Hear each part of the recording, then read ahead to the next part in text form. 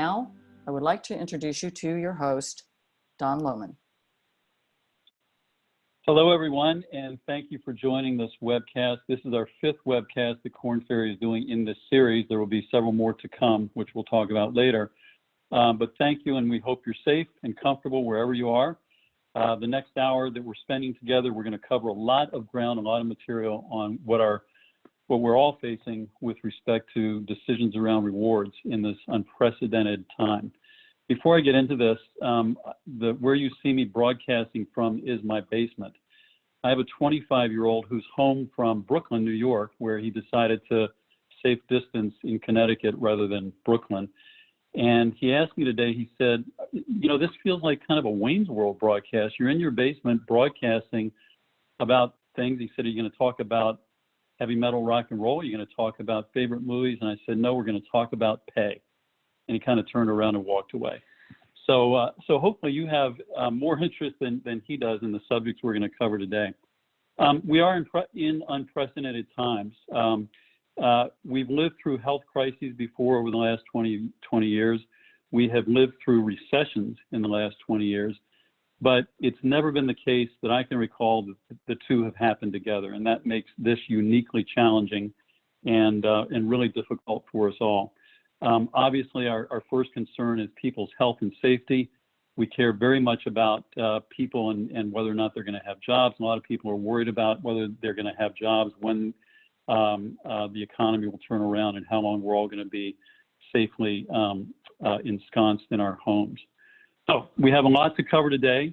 We've assembled a panel of experts that collectively have more than 125 years of experience dealing with rewards issues. Talk a little bit about our agenda. I'll introduce our various panelists. We will be doing a number of polling questions today to get real-time information about how we're all coping with the current crisis and things that we might already be thinking about with respect to rewards. I'm joined by Amanda Wethington, who is a leader in our workforce rewards practice, Todd McGovern, who's an expert in executive pay, Mark Quinn, who is in Europe and is my counterpart in running our rewards and benefits business in EMEA, and Joe DeMisa, who's an expert in Salesforce rewards. And you'll hear from all of them. We're going to try to keep this conversational as we go, and there will be chances for you to raise questions with us, and then we'll also tell you where to find out more information at the end of this webcast.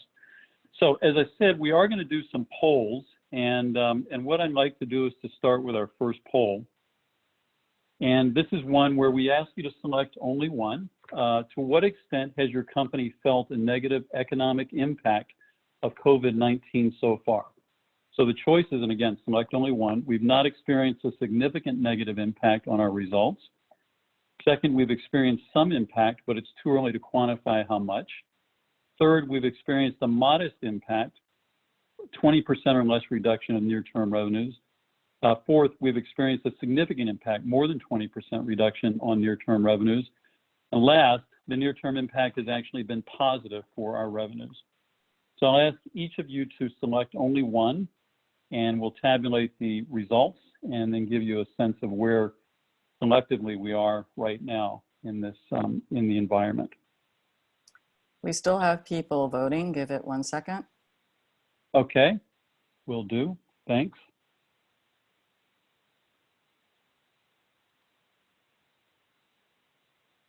Okay, and what we see here is that the responses are somewhat over the lot, but most of us, or not most of us, but a large number have said we've experienced some impact, but it's too early to quantify, which is not surprising. But there is a large number, or a high percent, 21%, that have already experienced greater than 20% reduction of near-term revenue. So. Obviously, we're all in different circumstances, which means that we're all probably in different circumstances with respect to where we're thinking about on rewards.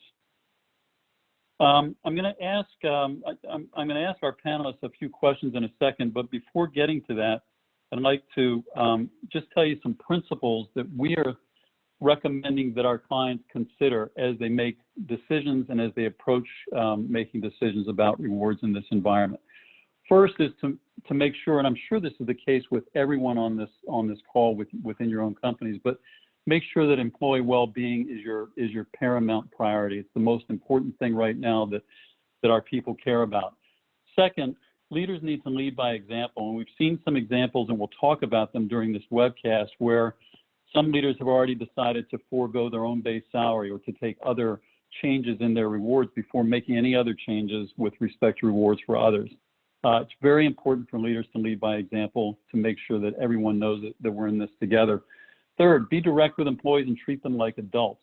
Be honest with your communications, be timely with communications, tell them what you know, let them know what you don't know, but absolutely make sure that people feel well informed and that you're talking to them as adults. The fourth and fifth ones are actually related to each other. Be balanced when assessing labor cost reduction alternatives. And fifth, remember this is temporary and prepare for a rebound. It may be tempting, it may be easy to say, boy, if we've got a 20 or 25% reduction in revenues and we don't know when things are going to turn around, it would be easy to say, well, we've got to take a 25% or 30% reduction in our pay so that we can make sure that costs are aligned with revenues. Just remember, as you make decisions like that, this is going to turn around. We are going to have a rebound. And so we need to make sure that as we make changes now, we contemplate what we're going to need when we come out of the crisis that we're in. And finally, this is really important, tailor actions to fit your organization. We can learn from others, and we'll learn from each other today. But remember that best practice is what is best for you. And we'll see that companies in the same industry aren't in the same circumstances. Companies in the same country are not in the same circumstances. Different countries, obviously, are in very different stages of the crisis. And so it's really important to consider where you are as you start to think about changes.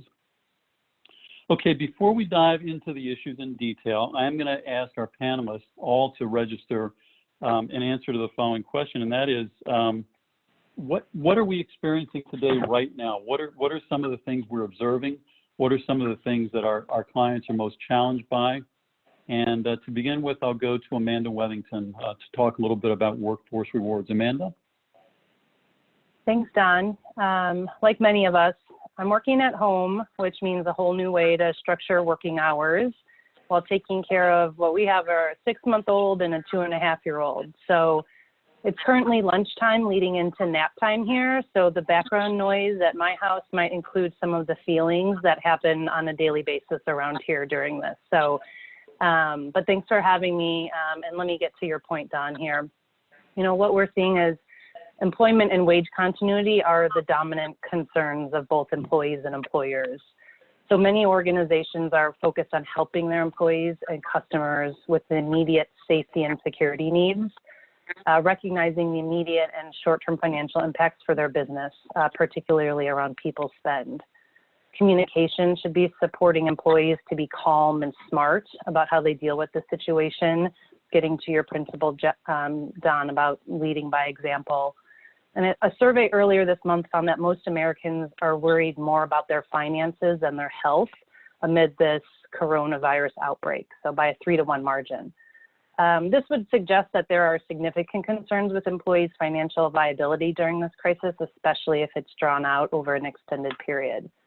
The facts are that 80% of Americans live paycheck to paycheck and 60% of the working population have less than $1,000 in savings. So these are real issues impacting all of us, and will help give some context on how to lead your workforce during these times.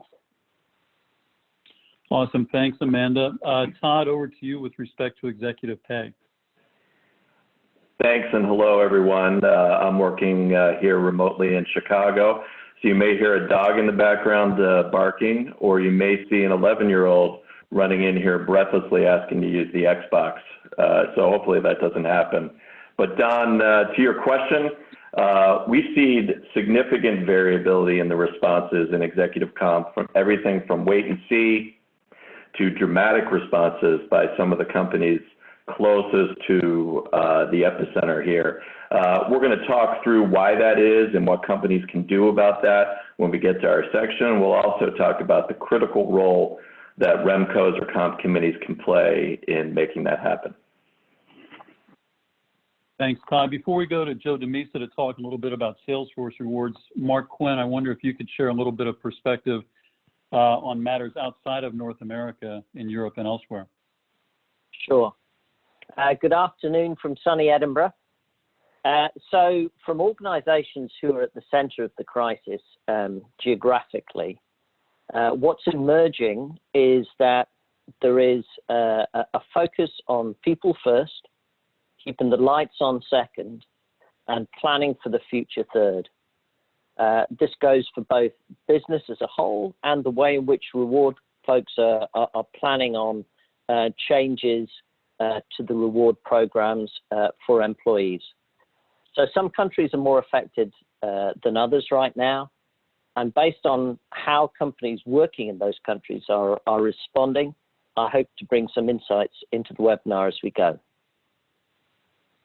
Excellent. Thanks, Mark. And then finally, Joe DeMisa, with respect to Salesforce rewards, what are some top-line observations you can share? Yeah, thanks, Don. And I agree with Amanda, Mark, and Todd. Similar type situation.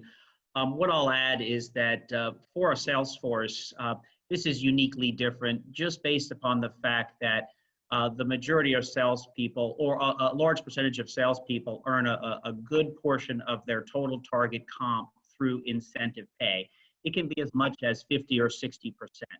So when sales opportunities shut down, when selling efforts shut down, it really affects them.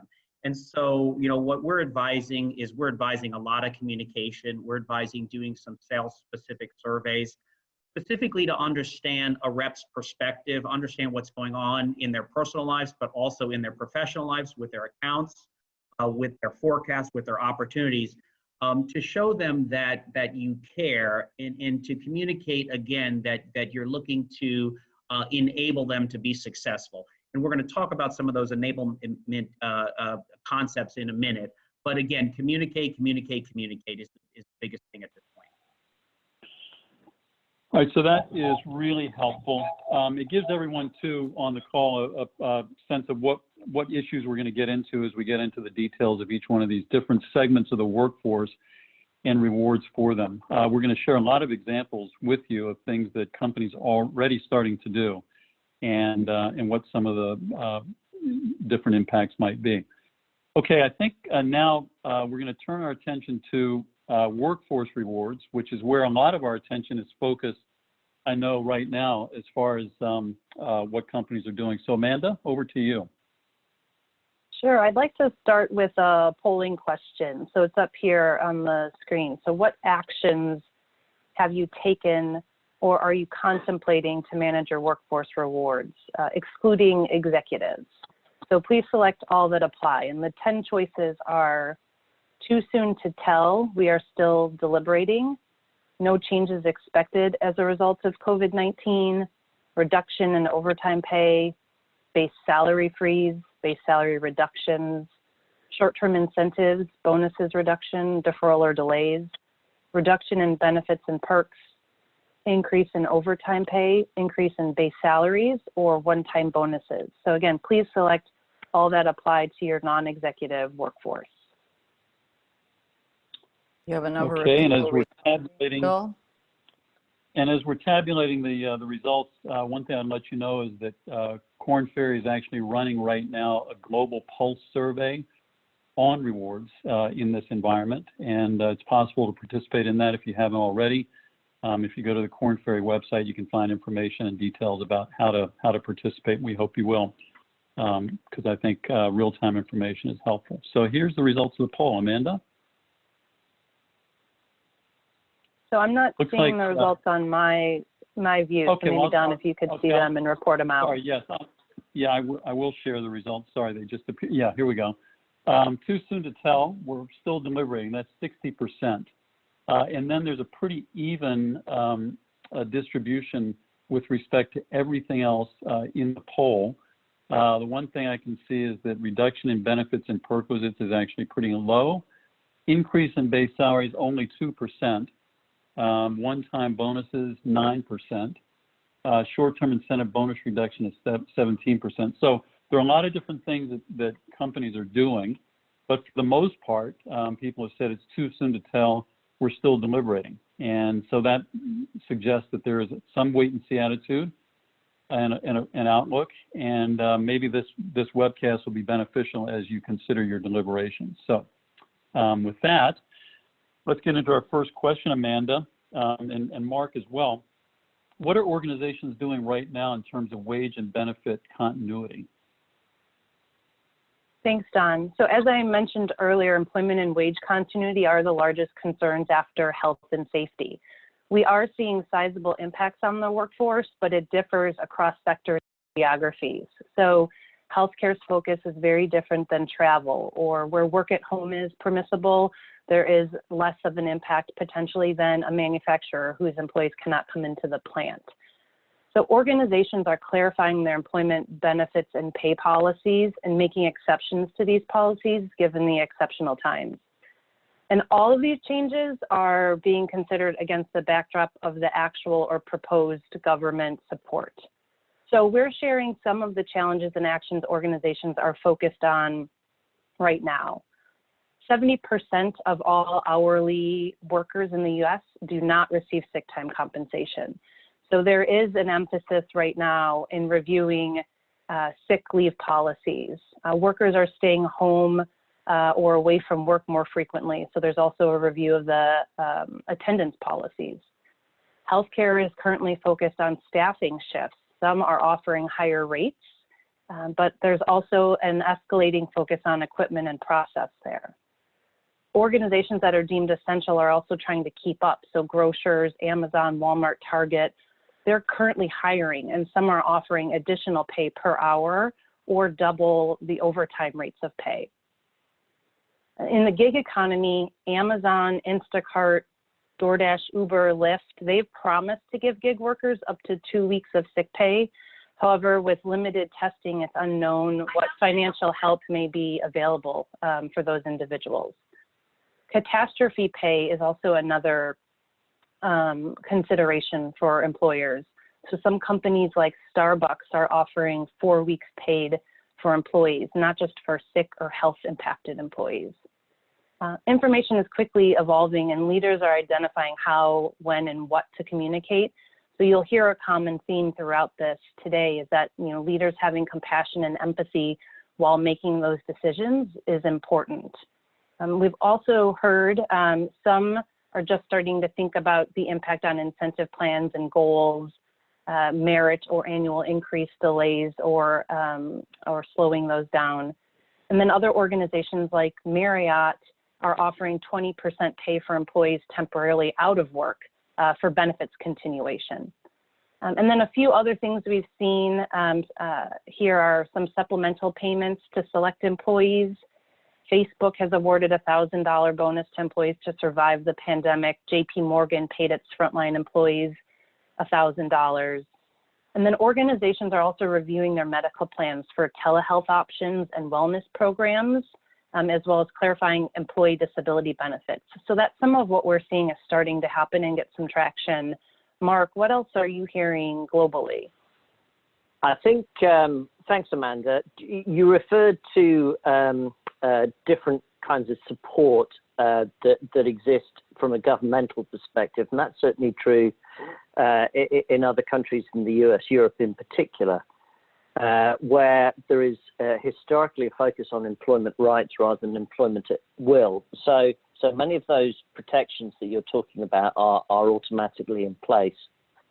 The impact of that, I think, is kind of interesting. We had some data just come in from Italy overnight where we polled just over 250 companies. And they said 2/3 of those organizations believes that there's only going to be a marginal to obvious impact on remuneration. So that shows that some of those infrastructures are in place. More's actually being loaded in there as well. A number of governments have put in place approaches for temporary layoffs. These differ country to country, but tend to involve governmental paying a percentage of salary for furloughed workers. to a cash limit.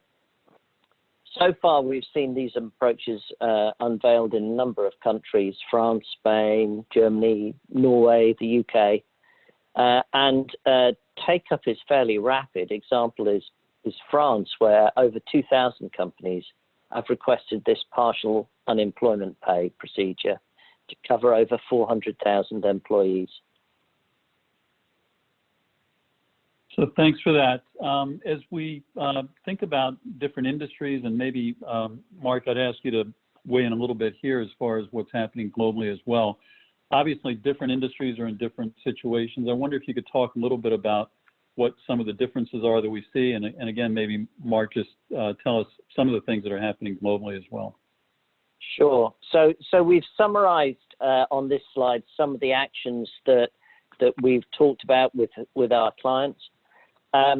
They're not exclusive by industry here by any means, but they are the predominant set of actions. So, for example, in manufacturing, we've already touched on, Todd has touched on this question around leading from the top on pay reductions.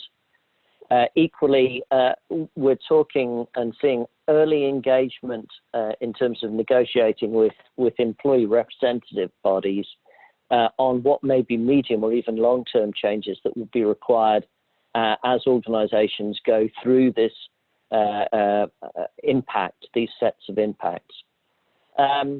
Again, Amanda has talked from a services perspective around even staffing increases in that sector as it applies to logistics and some service organizations.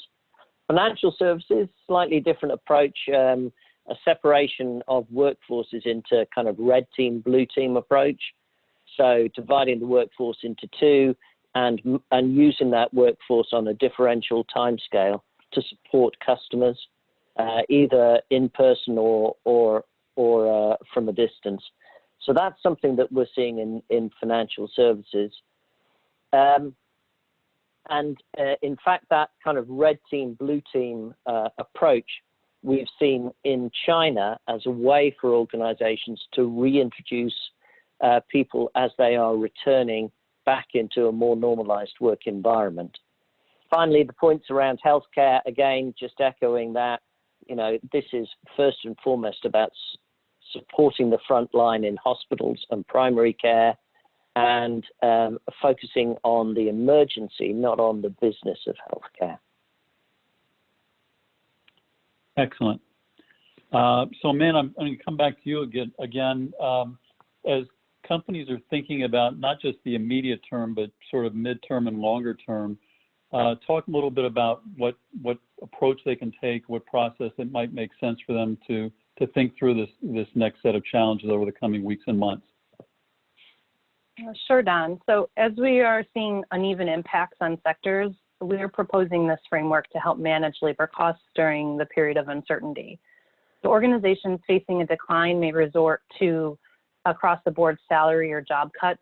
This can be damaging to employee morale or send a message that the company is in trouble or panicking. So taking a broader view of the cost of reward enables you to see that there are many options.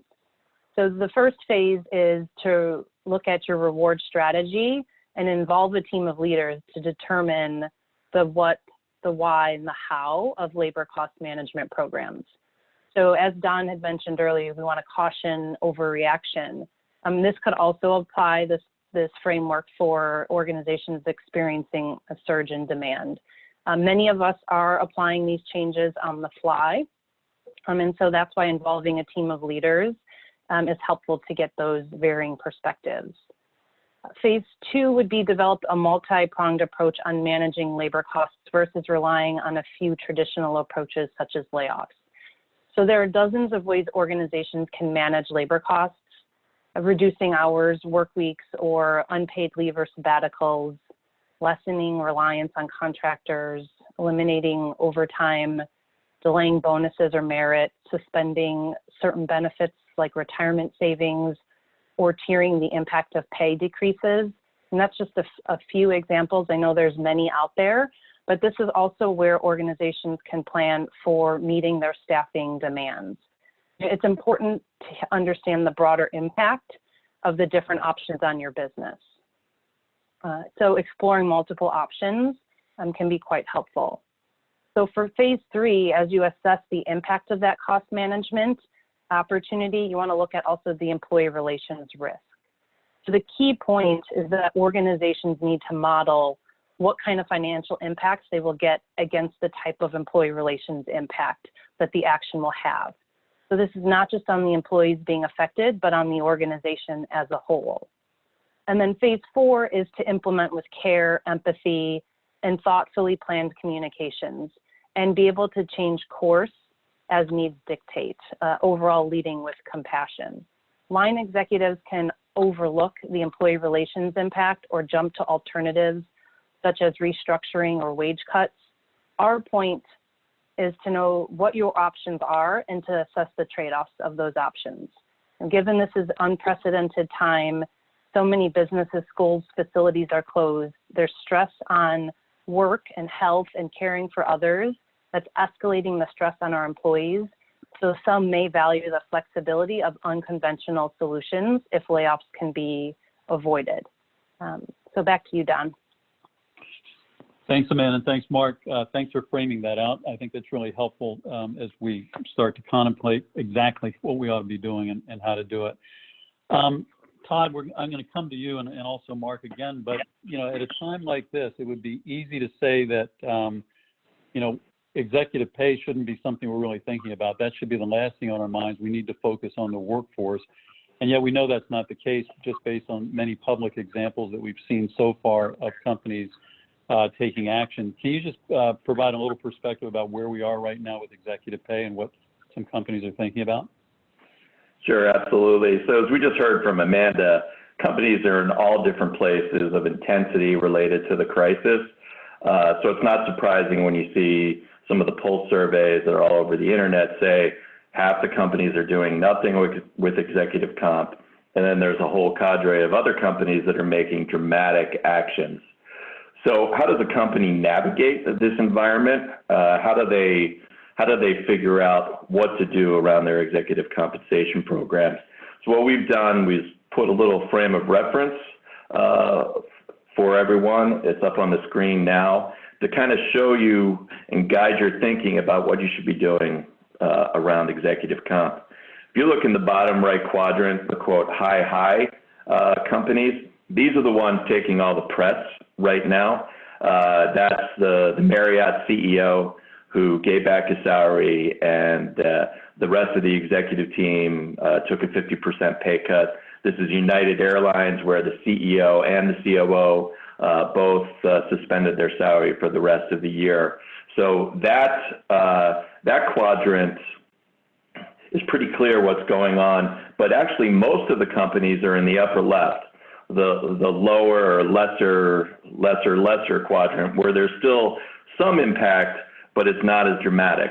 And that's actually where most of my clients are today. And how we're counseling them is monitor the situation, wait and see, but think before taking any action. But things are evolving, Don, as you know. Where you may have been on the grid 2 weeks ago is not where you are today. It may not be where you are 2 weeks or a month from now. As an example, we just did a retail webcast on Friday, and even though 90% of those companies are closing their stores, that same 90% are continuing to pay their employees. So there really hasn't been an impact on the broader workforce yet. So correspondingly, there really hasn't been an impact on executive comp. Only 5% of retailers have cut executive salaries, and very few are looking at changing incentives today. But they all said if this thing lasts more than another 3 to 4 weeks, all bets are off and things will really dramatically change. They'll move to a different place on the grid. A company that we just saw this week moved on the grid, General Electric, in a wait-and-see mode up until they figured out that the impact of the airlines was going to dramatically reduce the supplier sector there. So their aviation business is making some big changes. So the corporate CEO of GE and the business unit head of GE Aviation have both voluntarily given back their salary for the rest of the year in the midst of significant layoffs that will be occurring in that business. So what we're telling you, and the key message to take away here is, and this relates to Don's principles, is that we think your exec comp changes should align with the intensity of the impact that your company is facing. At least that's the U.S. perspective. Mark, what are you seeing in Europe?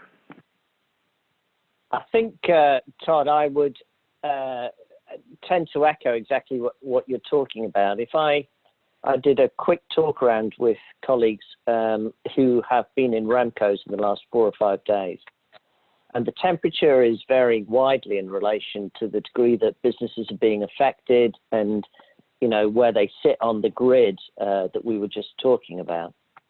I think there are a number of principles that are coming out as the most common set of approaches, particularly as these relate to financial year 20 year-end payments, right?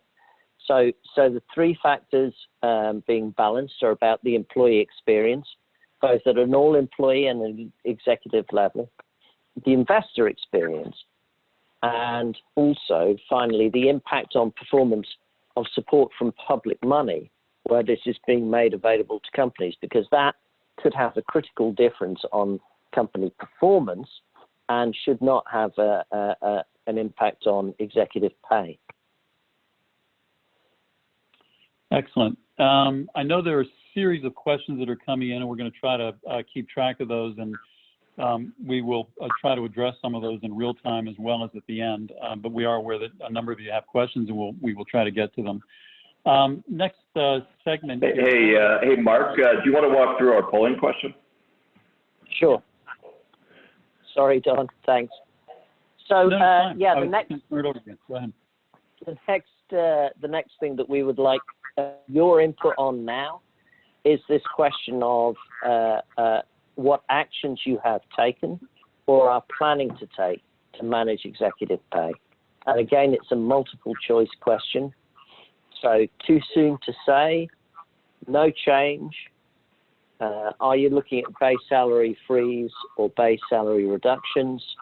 Changes in terms of short-term incentives or long-term incentives?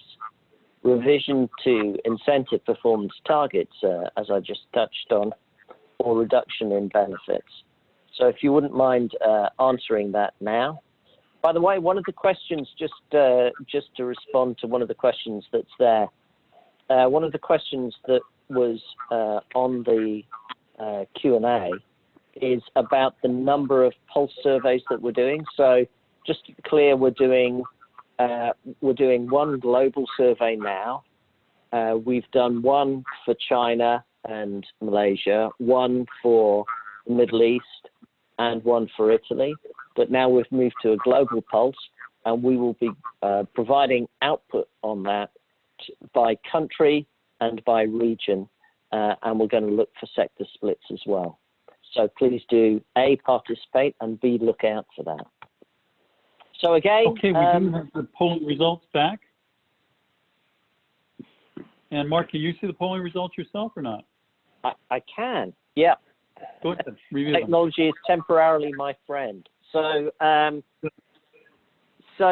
too soon to say for 70% of people, which is pretty much to be expected, right? And then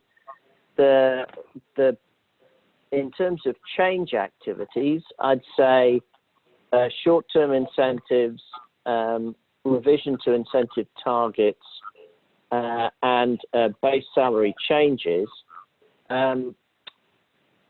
But all of those kind of fall behind no change expected as a result of COVID-19. So at the moment, I guess we're in a developing situation. It will be super interesting to see people's responses in probably 3 to 4 weeks' time, right? Absolutely, yeah, no question about it. Okay, so Todd, to start with, if remuneration committees are going to be proactive, as we expect they will be, and I know they're all in different situations. Some made decisions 3 or 4 weeks ago that may now feel out of date, and others yet to come. What should remuneration committees do to be proactive?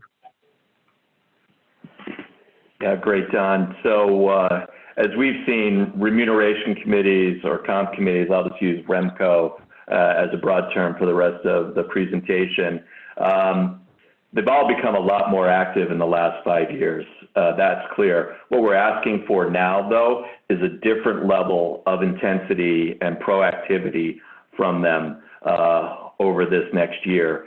Specifically, there's two questions that we want them to address immediately. The first one is, how acute is the impact of the current crisis on their specific business? How close to that high scenario are they?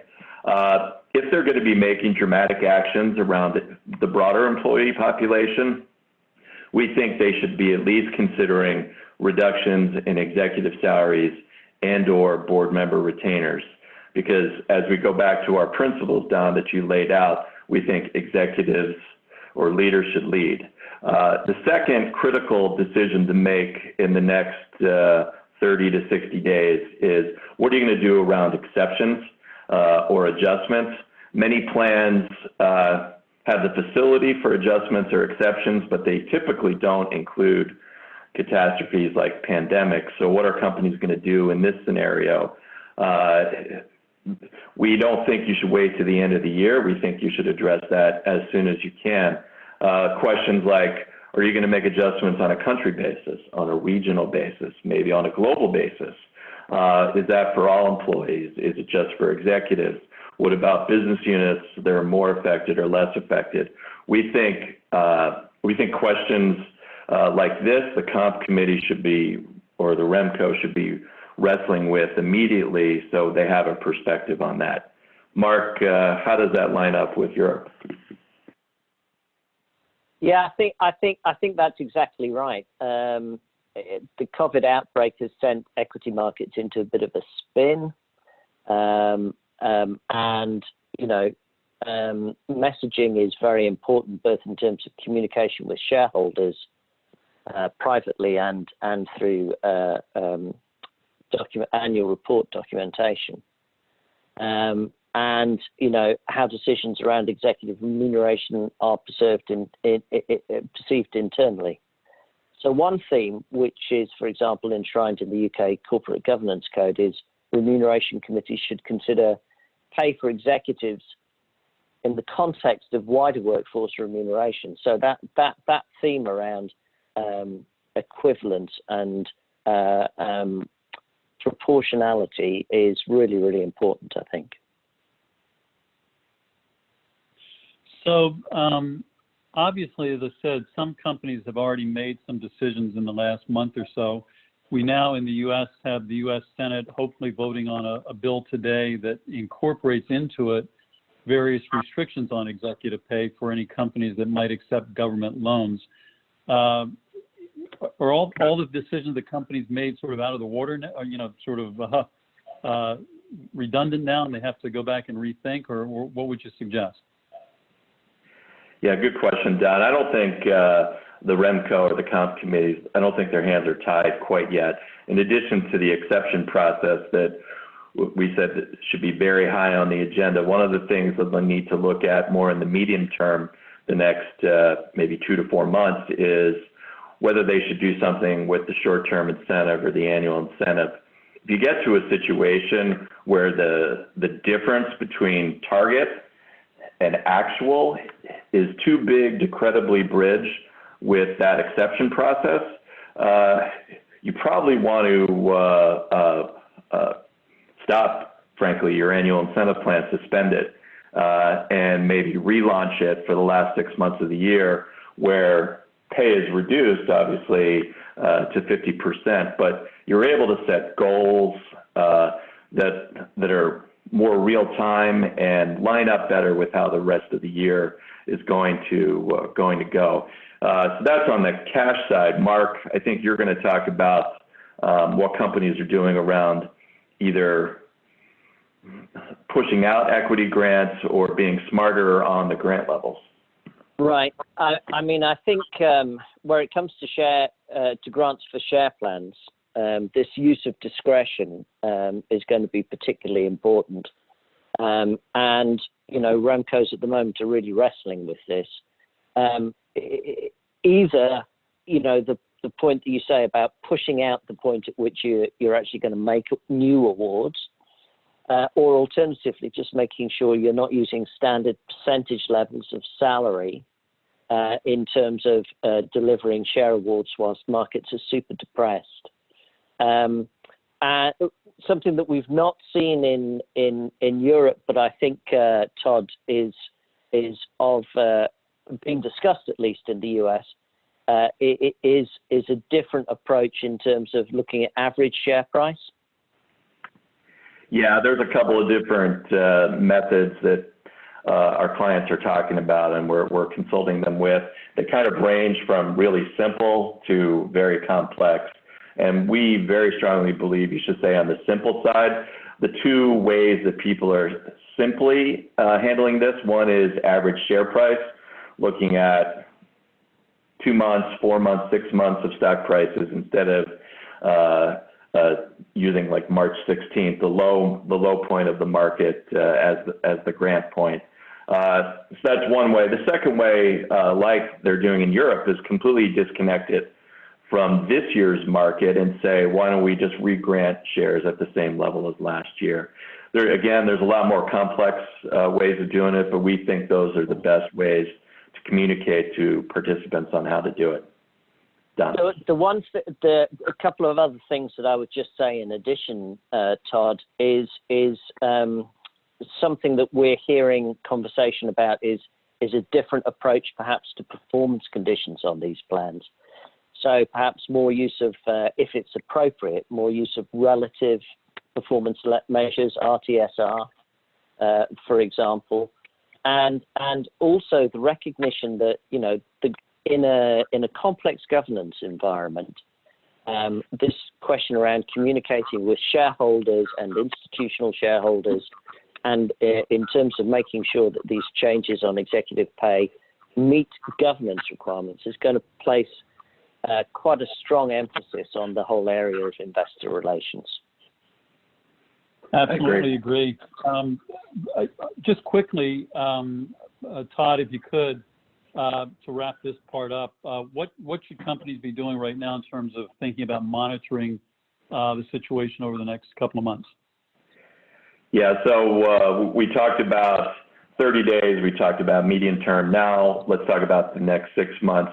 There should be 4 ways that the REMCO should be monitoring what's going on.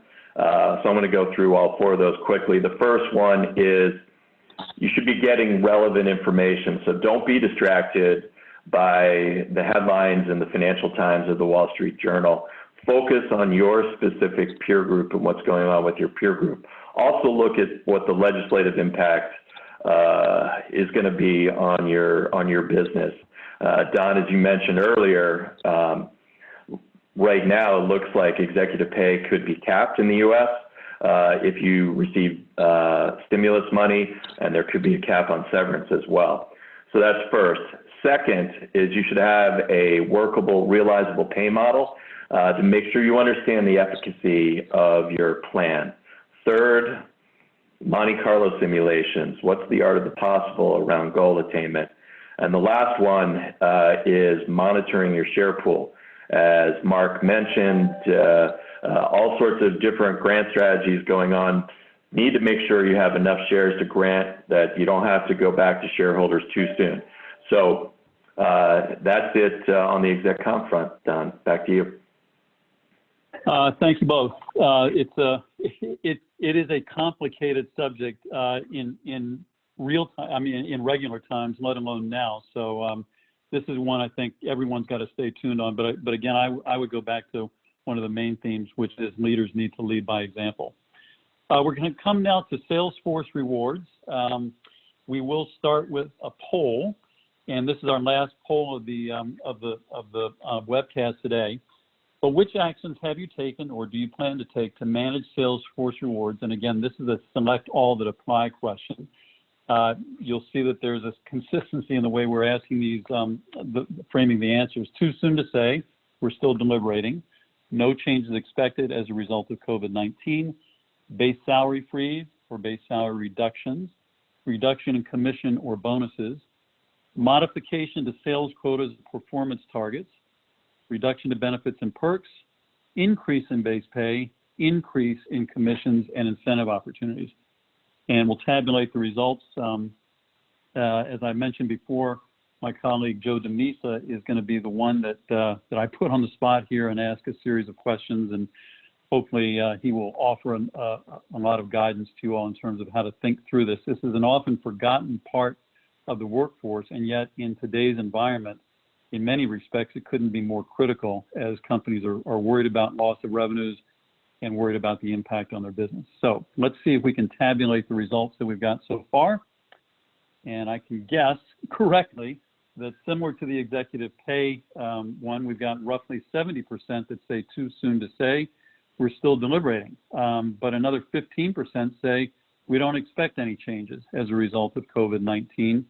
20% say they expect to do some modifications to sales quotas and performance targets, which as Joe, as we go through this, my guess is these probably are not surprising answers to you. No, and I'm pleased to see very low numbers on base salary freeze and base salary reductions, and I'll talk about that in a minute. So, so Don, I think the first thing I want to talk about is the immediate actions that somebody may take in terms of their sales compensation programs, the Salesforce, et cetera. And so I have both do's and don'ts to share with you. So the first don't I would say is don't overreact. Be very thoughtful in anything you do with the Salesforce. And again, I'll point out the fact that 50 to 60% of their pay in many of your sales job roles comes in the form of incentive pay. So you have to be thoughtful. And I'll point out that we've seen circumstances like this before. Now, not on the global level that we're seeing today, but certainly at a regional level, a geographic level. Think in terms of earthquakes, floods, hurricanes, any sort of natural disaster, a military coup. So in isolated areas, we've seen the sales opportunity, the sales force needing to shut down where you have sales reps that can't earn a living. And so be careful. Your first interaction your first thought may be to furlough employees or to lay off employees. And I would advise, that may ultimately be something to consider, but in a short-term crisis, I would avoid that. And the point being is that when this thing does turn, and it will turn, it's a short-term crisis. If you don't have enough sales resources, you miss the opportunity that comes right after the crisis ends. So in essence, your crisis lasts longer than the crisis itself. So be careful. The second point I would make, and it was the point I just made on the polling questions, be careful with any sort of base salary freezes or base salary reductions. Again, remember, base salary is only a percentage of somebody's total comp. So if you cut that, you're actually giving them a potential double cut. Now, in terms of what you should be doing, you should be looking at any sort of short-term uplifts you can do to your incentive compensation plan to help motivate individuals on your sales team, to help inspire them, to help them stay focused. It can be on activities, it could be on revenue, it could be on moving deals to the funnel. But the point is adding some sort of uplift on a short-term basis to your plans. And when I say short-term, what we're typically recommending and seeing is about a 1 quarter period of time. So do it for 90 days and then evaluate. And then the last thing I'll say is constant communication. I mentioned that earlier, but specifically to different groups of the Salesforce. Salesforce leaders, Salesforce managers, and Salesforce reps. All right, Joe, thanks a lot. I wonder if you could just quickly run through this sort of Sure. schematic that we have here for how we can think about sales compensation actions right now. Yeah, absolutely. Okay, so there are 3 immediate actions that you can take right now. The first action is to set up an incentive compensation relief board. The purpose of this relief board is to set strategies in times of crisis for the sales. And so this committee looks much like a deal review board. It may look much like a compensation a COE, Center of Excellence. And again, the point is to set strategy to make decisions around what you're going to do for the sales force. Typically, you'll see members include HR, sales operations, if you have a sales operations team, finance, and then sales leaders. The second thing is you need to identify the affected channels, the affected roles, the affected areas that might need assistance. Ultimately, you may decide it's the whole organization, but take a look at different groups and determine what you need to do, if anything. Certain triggers that we're recommending and we have seen is, number one, if you see a decrease in roughly 20 to 25% of the sales forecast, the sales opportunity, the revenue, that's a trigger to consider some sort of action. Secondly, or the second trigger would be potential of 15 or 20% reduction in a sales rep target pay or target incentive, all right? And then the third piece is carefully review all your policies and procedures in terms of who might receive any sort of compensation uplift or compensation relief. So you want to offer it to employees in good standing. You want to make sure that you're taking care of the people that have taken care of you. Secondly, you want to set timelines on what you're doing. You don't want to put these things out in perpetuity where when the economy picks up, the crisis ends, the normal compensation kicks in, you also have these uplifts in because your cost of sale will get very high. And then lastly, determine the payback type of terms. So if somebody terminates after they've received some of these benefits from you, yet they haven't performed or haven't met the time constraint, do you want them to offset it or pay it back? All right, Joe. So in the near term, what are the things specifically, the ones you would recommend? I know there's a dizzying array of things that we could possibly do. What do you think should be the focus right now for people as they think about sales comp? Okay, good. Don, I'm going to answer specifically for the sales comp plan, which are the things on this page, but then we've also received a couple of questions in terms of overall from a relief perspective. So I'm going to try to address a couple of those questions after I hit this. Okay, so there's actually no right or wrong strategy in terms of what you need to do for your organization. It really, and Don made that point earlier, there's not necessarily a best practice. What you need to look at is what is going on in your organization, what is happening, how is it impacted. So there's a list of about 15 things on this piece of paper that potentially we're seeing, recommending, and or doing for clients. I'm going to point out 4 of the most popular ones. So lowering thresholds. In a compensation plan, you typically have three measures or less: primary, secondary, and tertiary measure. What we're recommending is if you have thresholds on those plans, potentially lowering the threshold. A threshold is a minimal accepted amount of performance that somebody has in order to earn incentive compensation. So lower that and give them an opportunity to earn a little bit earlier. The second thing is to lower excellence levels. An excellence level is the point at which you can earn additional dollars once you're over your target. So lowering that to take care of your top performers is key. Closely correlated to that or tied to that is once they hit that lowered excellence level, increasing the amount of dollars they can earn over that excellence pay or that acceleration pay is key. It can give them some additional motivation. And then the last thing is any sort of spot award, spiff, whether it be cash or non-cash that you can put out there for reps to motivate them is also something that we would consider. Don, I'm going to just go to a couple of the questions. So a couple of people actually have numerous questions asking, are there other short-term relief methods? So again, the things on this page have to do with the compensation plan in general. Other things that we're seeing is companies extend the measurement periods. So if you're on a monthly type of plan, a quarterly type of plan, we're seeing the runway being extended to a quarterly, to a biannual, or an annual plan, giving reps more time to make up the differences in their targets that they're not hitting. Second thing is non-recoverable draws, offering some dollars that are non-recoverable to the employee during this time of crisis. We are seeing quota relief being given on a short-term basis. We're seeing quota proration along with the proration of compensation during that time. So those are some things.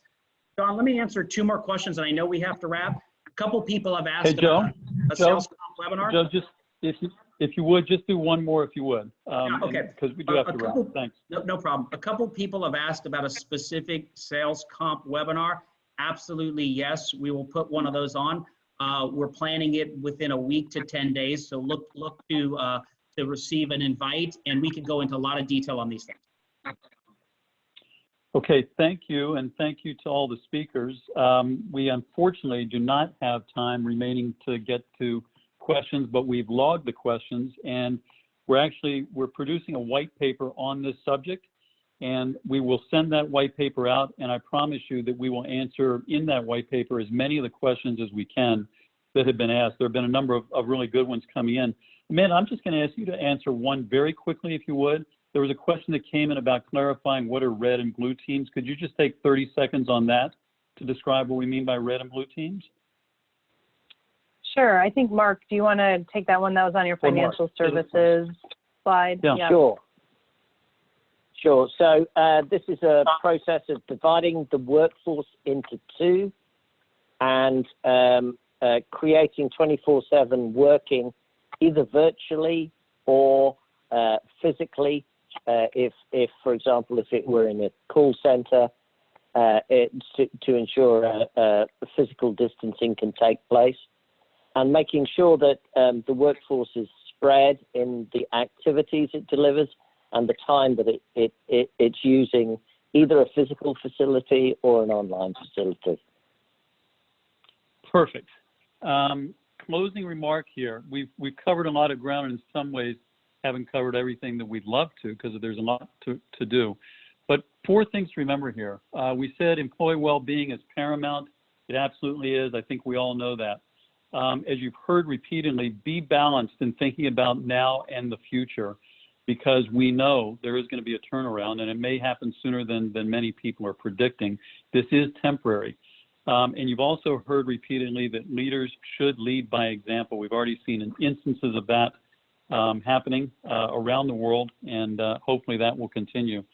We want to thank you for joining us today. A reminder that we've done a number of webinars. Those are available on demand, as will this one be. We've got 2 more coming up in the next couple of days. Crisis Proofing Your Talent Processes, Creating Effective Learning Experiences in a Virtual World. And then we've added one, and we encourage you to go to our website and sign up for this one, Cultivating Personal Resilience Amid Volatility. That's an interesting one. That will be on this Friday. So I want to thank you all for joining. There will be more information coming your way. I'll turn it over to my colleague, Donna, to let you know about more information. Donna. Appreciate that, and thank you to our speakers and everyone who attended. I know we're at the top of the hour. Would like to let you know you can get further information at our kornferry.com website /challenges/coronavirus, or you can take out your cameras on your iPhones right now or your other smartphones and take a picture of that QR code. It will take you right to that website where there is a lot of information.